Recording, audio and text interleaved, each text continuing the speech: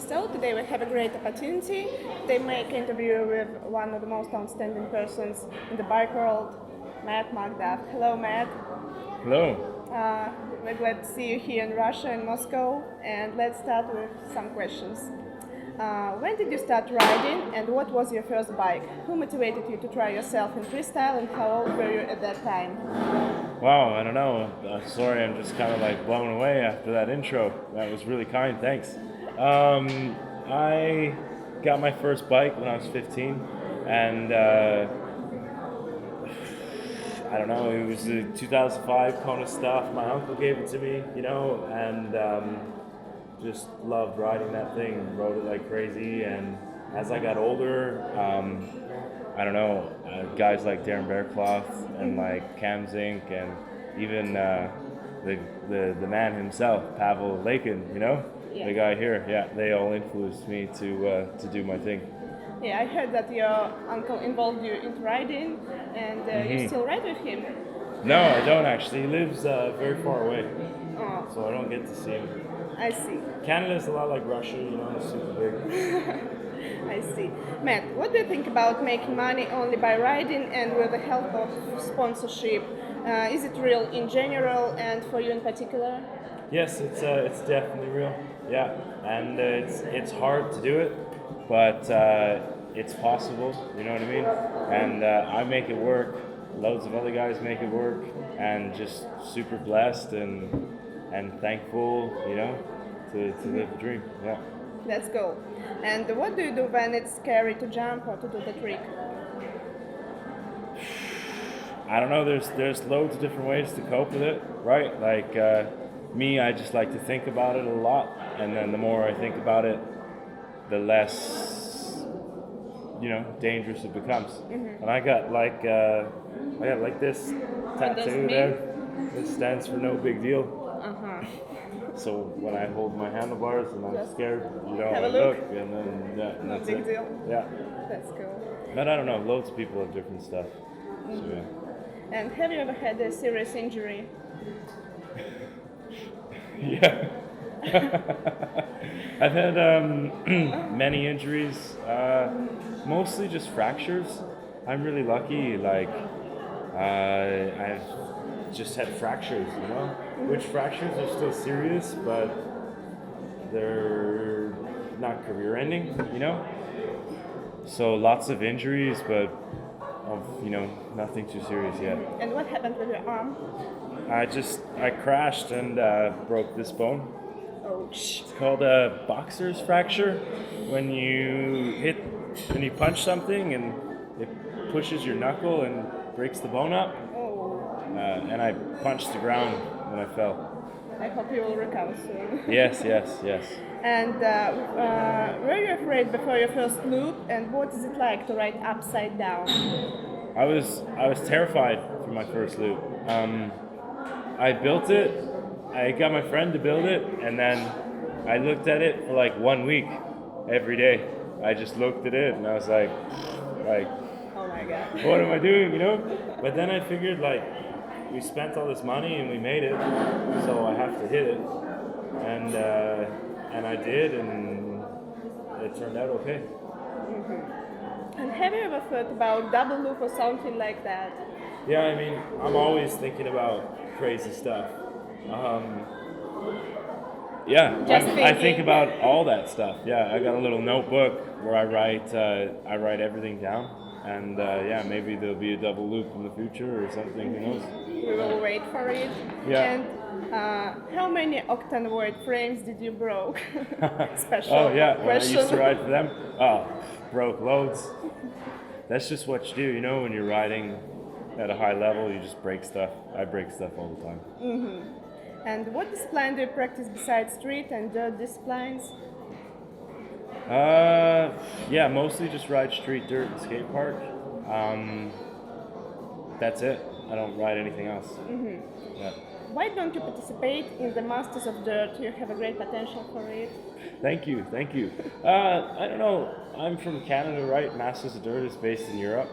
And there's loads of great riders in Europe, so there's no need to fly me all the way over there. when they could just get, other guys that are really good.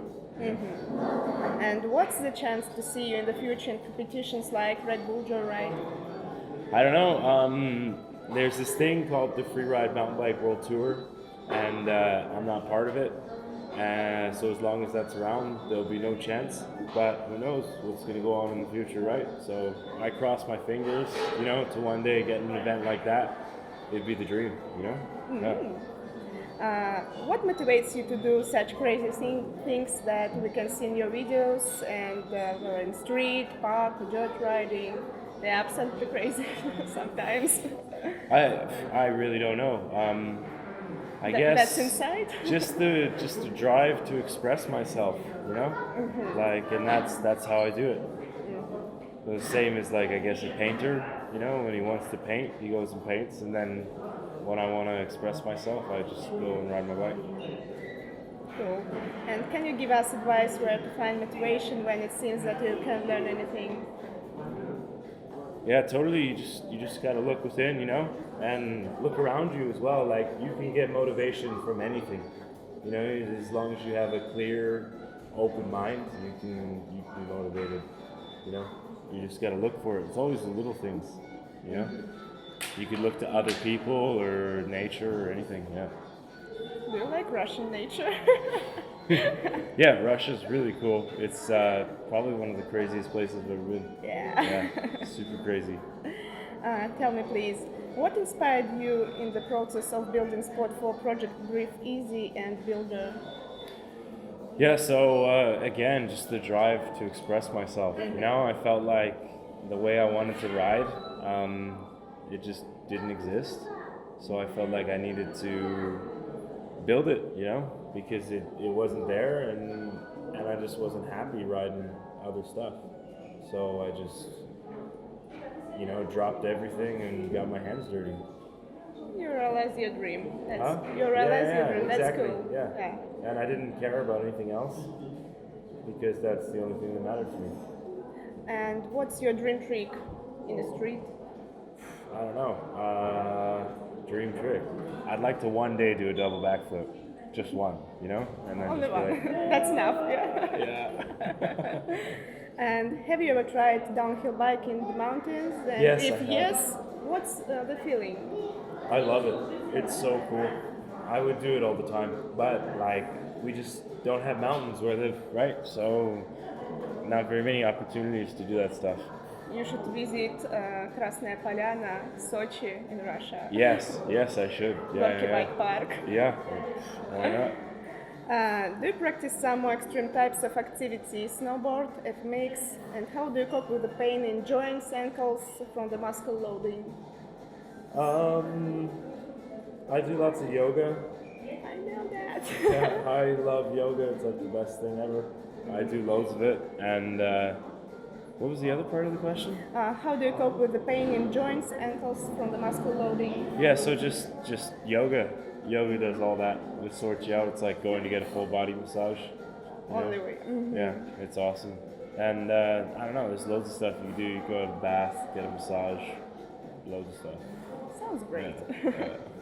Did Pink By decide to take you for sponsorship before the Builder presentation, or film was a turning point? Yeah, well, I've been working with them for quite some time. And after Builder, I guess, they wanted to do that. So, yeah, I guess Builder was the turning point for sure. It was cool. And I think Project Breathe Easy actually got it all started, so yeah. Mm-hmm. I see. Matt, we noticed that you're a very strong guy, and how do you keep fit? Do you bother about sports nutrition or healthy food? Do you go to the gym, and if so, what exercise do you do? I never go to the gym. Yeah? Only yoga? I hate the gym, yeah. I don't know, riding your bike is super physical, right? So if you just ride every day, you don't need to go to the gym. Mm-hmm. My biggest thing is just keeping flexible, right? And that's what yoga's for. And just keep flexible so when I crash, I don't get hurt. So that's the reason why you choose this kind of activity? Yeah. I wouldn't do it unless it just helped me, mm-hmm. because like yoga's fun, you know, but like riding bikes is more fun. I saw in your last video, send it with those two guys. And they made yoga with you. yeah. How do you like it? They were just living, you know what I mean, like I live. Yeah, I guess I do have a little gym there. Yeah. I have a little gym, you know, but just like core exercises and stuff. But I loved it. I mean, those two kids are so funny, and they're such great kids. And it was just a pleasure to have them hang out with me. It was awesome. That's nice. And how do you spend your free time without the bike? And what do you usually do? I don't really have much free time. I believe. I usually I'm always traveling or doing something, riding, and then when I'm not riding, I'm sending emails on the computer. And then I guess my free time, I don't know, I like to like hang out, you know? Send like emails. go on nice dates and stuff like that. That's it, you know? Okay. How's your sister? Well, hope she's doing well. She's actually in the hospital right now, but she is doing well. You know, it's a tough disease, you know. It's the worst thing ever, right? But she's fighting it, and she's a big inspiration to me, and she should be out of the hospital next week. Tell her that we want her to recover soon. I will, yeah. I'll send her something. And now one question, what happened to the office Doberman bikes? Okay, so Doberman Bikes was a really small company. There was only 2 people working there. So the company got like overwhelmed with orders and stuff, and they couldn't fulfill it. And then when they started to expand, the main designer and welder decided he wasn't happy anymore, and he left. And that pretty much killed the company. It just couldn't run without him, you know? I see. Matt, how do you see our generation of riders in the future when we will get old? I think that they're going to be... Oh, how do I see them when they get old? Yeah. I don't know. I really don't know. I don't know. Just normal people, I guess. Just imagine you, 70 years old. 70 years old, me? Oh my goodness. I don't think I'll make it that long, to be honest. Yeah. No. There'll be no backflips, I don't think, when I'm 70. Me, I'd like to get like an airplane, you know, like a stunt one, and just work on that and chill out with grandkids, and that's it, you know, stuff like that. And are you a happy man? Yes, I am. I'm very happy. Special for you, Russian national food and Ukrainian. This is a soup from beetroot called borsch. I hope you like it. Am I supposed to eat it with the white stuff as well? White stuff is okay, believe me. Oh, stir it around. Yeah. It looks really good. I hope so.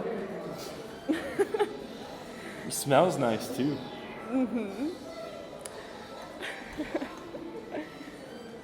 So, what is it made out of? Beets? beetroot and tomatoes a little bit. Don't lie to me. No, it's nice. Really? Yeah. And you know that borscht is a kind of love potion, so if you love my borscht, you should marry me. Oh my goodness. Thank you.